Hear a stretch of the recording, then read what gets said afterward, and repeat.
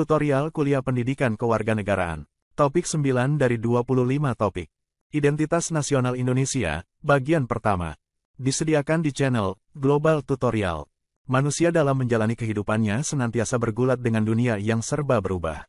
Seiring dengan perjalanan waktu, tantangan demi tantangan datang silih berganti mewamai kehidupan manusia. Persoalan demi persoalan datang seiring dengan semakin kompleksnya permasalahan yang dihadapi oleh manusia di dalam kehidupannya.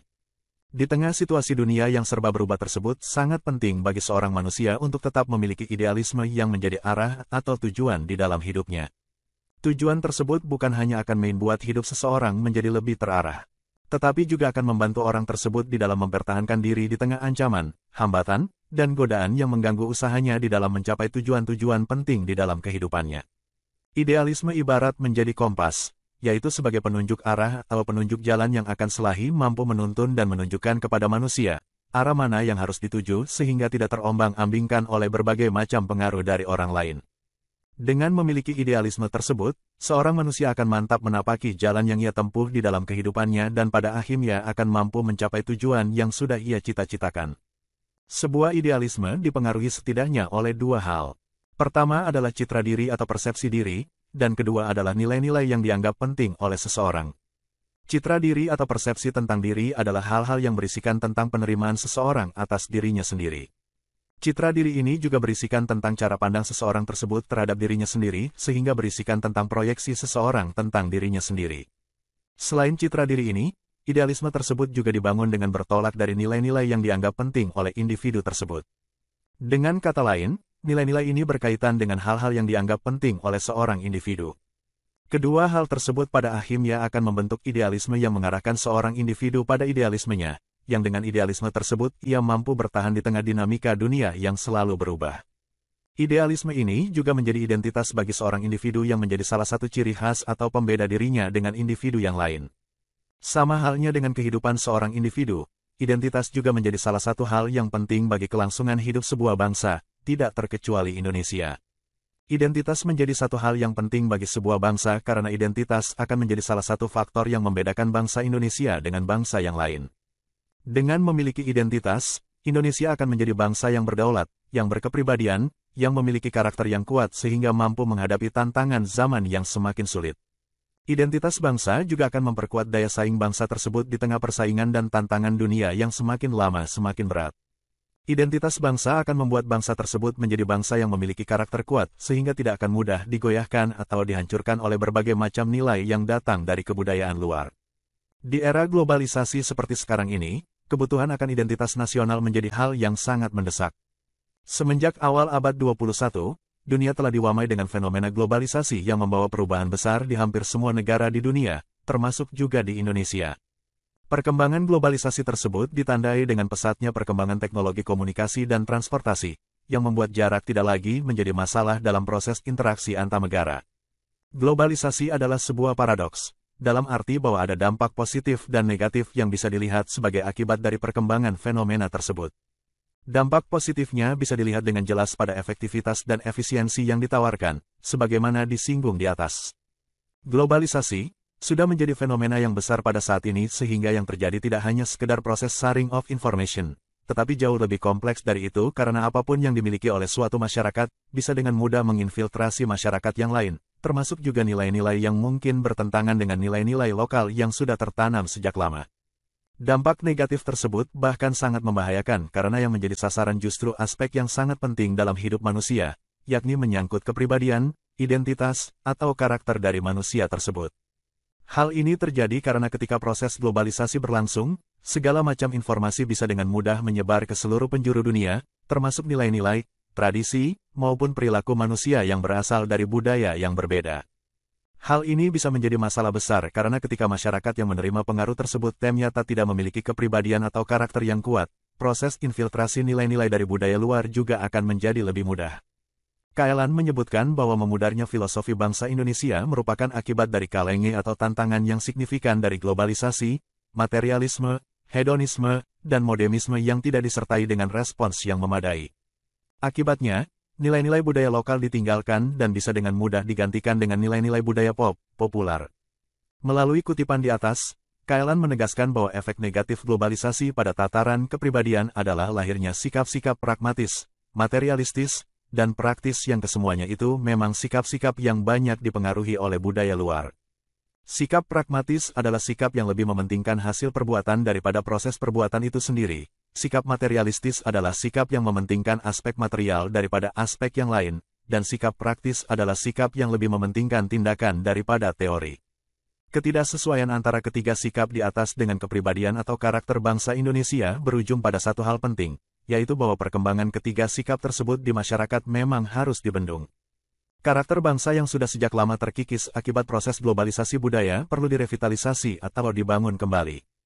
Persoalan krisis karakter bangsa tersebut perlu untuk segera diatasi bukan hanya karena menyangkut penguatan kembali identitas bangsa Indonesia di tengah derasnya arus globalisasi, tetapi juga karena menyangkut penyelesaian berbagai persoalan yang melanda Indonesia pada saat ini.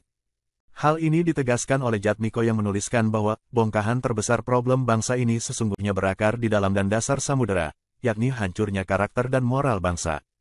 Ungkapan Jatmiko tersebut menegaskan bahwa persoalan karakter bangsa adalah persoalan yang perlu untuk segera diatasi karena penyelesaian atas persoalan tersebut akan menjadi modal utama bagi bangsa Indonesia di dalam mengatasi persoalan di bidang-bidang yang lainnya. Karakter building atau upaya pembangunan karakter tersebut adalah upaya yang sangat penting karena upaya seperti itu akan membawa tiga manfaat sekaligus. Pertama adalah penguatan kepribadian dan karakter bangsa. Kedua, dengan penguatan karakter tersebut, bangsa Indonesia akan memiliki jati diri yang kuat, yang mampu menjadi filter ampuh bagi berbagai nilai budaya luar yang masuk ke dalam berbagai sendi-sendi kehidupan masyarakat. Dan, ketiga, pembangunan karakter tersebut nantinya juga akan menjadi satu langkah penting di dalam upaya penyelesaian permasalahan pelik yang ada di hampir semua bidang kehidupan masyarakat. Melihat permasalahan jati diri bangsa Indonesia di era globalisasi tersebut, karenanya dapat dimengerti bahwa persoalan tentang identitas nasional adalah persoalan yang penting untuk menunjang eksistensi bangsa Indonesia di era globalisasi seperti sekarang ini. Setiap warga negara perlu memahami arti pentingnya identitas nasional tersebut, di samping sebagai salah satu langkah antisipasi terhadap maraknya berbagai macam nilai dari budaya luar juga sebagai salah satu upaya untuk memperkuat jati diri atau karakter bangsa Indonesia di era globalisasi seperti sekarang ini. Untuk memberikan pemahaman tentang pengertian dan arti pentingnya identitas nasional tersebut. Bagian ini selanjutnya akan menguraikan tentang pengertian identitas nasional.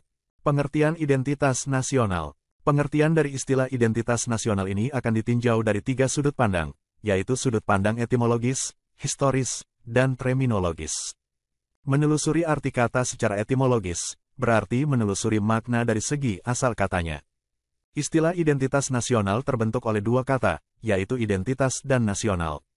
Kamus Besar Bahasa Indonesia menjelaskan bahwa kata identitas berarti ciri-ciri atau keadaan khusus seseorang, atau jati diri. Berdasarkan arti kata identitas tersebut, dengan demikian dapat disimpulkan bahwa kata identitas menunjuk pada ciri atau penanda yang dimiliki oleh seseorang pribadi dan dapat pula kelompok. Penanda pribadi misalkan diwujudkan dalam beberapa bentuk identitas diri, misal dalam kartu tanda penduduk atau surat izin mengemudi. Kata nasional berarti bersifat kebangsaan, berkenaan atau berasal dari bangsa sendiri, meliputi suatu bangsa. Dalam Kamus Besar Bahasa Indonesia, nasional berarti bersifat kebangsaan, berkenaan atau berasal dari bangsa sendiri, meliputi suatu bangsa. Berdasarkan arti tersebut, identitas nasional dengan demikian dapat diartikan sebagai ciri-ciri, segala perasaan, atau sifat-sifat kebangsaan yang berasal dari bangsa itu sendiri. Berdasarkan arti kamus ini, identitas nasional dapat dipahami sebagai ciri khas yang dimiliki oleh suatu bangsa dan berasal dari bangsa itu sendiri, yang pada akhirnya menjadi penentu atau pembeda bangsa tersebut dengan bangsa yang lain. Identitas nasional dengan demikian mencakup dua aspek. Pertama adalah aspek ciri khas. Identitas nasional selalu merupakan representasi dari keadaan suatu bangsa. Identitas adalah gambaran yang mewakili keadaan dari bangsa tersebut. Kedua, identitas nasional juga merupakan pembeda dari bangsa tersebut dengan bangsa yang lain. Di samping menunjukkan ciri-ciri yang merepresentasikan keadaan suatu bangsa, identitas juga harus menunjukkan kekhasan bangsa tersebut dibandingkan dengan bangsa yang lain sehingga dengan identitas tersebut, bangsa yang bersangkutan menunjukkan perbedaannya dengan bangsa yang lain. Inilah dua aspek yang penting di dalam identitas nasional. Sudut pandang kedua yang dapat digunakan untuk mengkaji pengertian identitas nasional adalah sudut pandang historis. Secara historis, ide tentang identitas nasional Indonesia bukanlah ide yang baru. Ide ini telah muncul sejak masa perjuangan kemerdekaan. Kesadaran tentang pentingnya identitas nasional Indonesia secara historis tepatnya mulai muncul setelah banyak pemuda Indonesia yang menjalani pendidikan di Eropa. Kesadaran tentang pentingnya identitas nasional Indonesia, khususnya pada tahap awal munculnya ditandai dengan diselenggarakannya Kongres Budi Utomo 1908. Kongres Budi Utomo 1908 diselenggarakan sebagai akibat dari munculnya kesadaran rakyat Indonesia untuk merdeka dan bersatu sebagai bangsa. Rakyat Indonesia mulai sadar untuk melepaskan diri dari penjajahan bangsa asing. Rakyat Indonesia mulai sadar untuk menemukan identitas dirinya sebagai bangsa yang telah terhambat perkembangannya karena dalam keadaan terjajah sehingga muncullah kesadaran untuk bangkit mengatur kehidupannya sendiri sebagai sebuah bangsa yang bernegara sendiri. Kesadaran rakyat Indonesia pada tahun 1908 tersebut dikenal dengan masa kebangkitan nasional.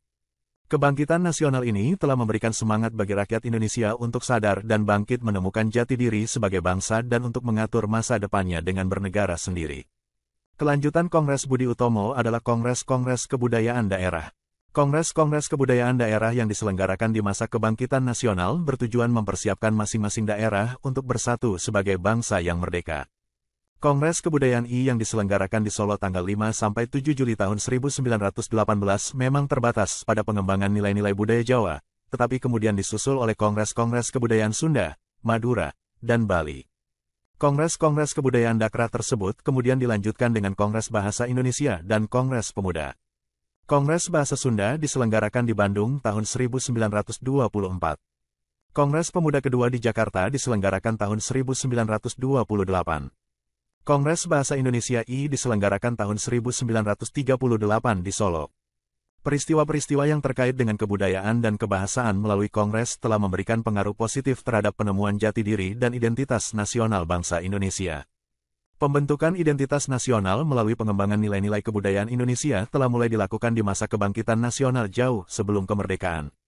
Kongres-kongres kebudayaan tersebut telah mampu melahirkan kepedulian terhadap unsur-unsur budaya daerah-daerah lain.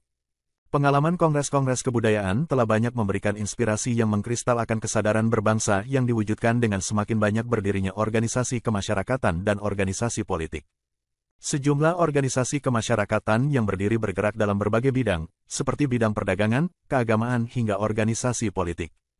Tumbuh dan berkembangnya sejumlah organisasi kemasyarakatan dan politik tersebut menyebabkan semakin kuat kesadaran berbangsa. Pertumbuhan partai politik di Nusantara bagaikan tumbuhnya jamur pada tahun-tahun 1920 sampai tahun 1930-an. Puncaknya para pemuda yang berasal dari organisasi kedaerahan berkumpul dalam Kongres Pemuda kedua di Jakarta tahun 1928 dan mengumandangkan Sumpah Pemuda. Sumpah Pemuda tersebut telah menyatakan identitas nasional yang lebih tegas bahwa bangsa Indonesia mengaku bertanah air yang satu, tanah air Indonesia, berbangsa yang satu, bangsa Indonesia, dan menjunjung bahasa persatuan, bahasa Indonesia. Persatuan kebangsaan Indonesia merefleksikan suatu kesatuan dalam keragaman dan kebaruan dalam kesilaman. Clifford Geertz mengandaikan Indonesia ibarat anggur tua dalam botol baru, artinya masyarakat lama dalam negara baru. Demikianlah materi topik ke-9 tutorial pendidikan kewarganegaraan. Channel Global Tutorial akan sangat membantu masyarakat umum dan para mahasiswa yang sedang atau ingin kuliah di universitas terbuka, atau kuliah di perguruan tinggi manapun di Indonesia. Ratusan video tutorial S1 Ilmu Hukum, S1 Ilmu Pemerintahan, S1 Ilmu Komunikasi, S1 Ilmu Manajemen, S1 Ilmu Administrasi dan lainnya disajikan di Global Tutorial. Video tutorial dituturkan dan disubtitelkan agar dapat ditonton, dibaca sambil didengarkan. Jangan khawatir jika tidak langsung paham. Untuk pemahaman yang lebih baik, putar dan dengarkan video tutorial berulang-ulang. Subscribe dan like, agar Anda mendapatkan update tutorial lainnya. Bagikan juga link video ini, agar teman lain juga mendapatkan manfaat channel ini. Sampai jumpa.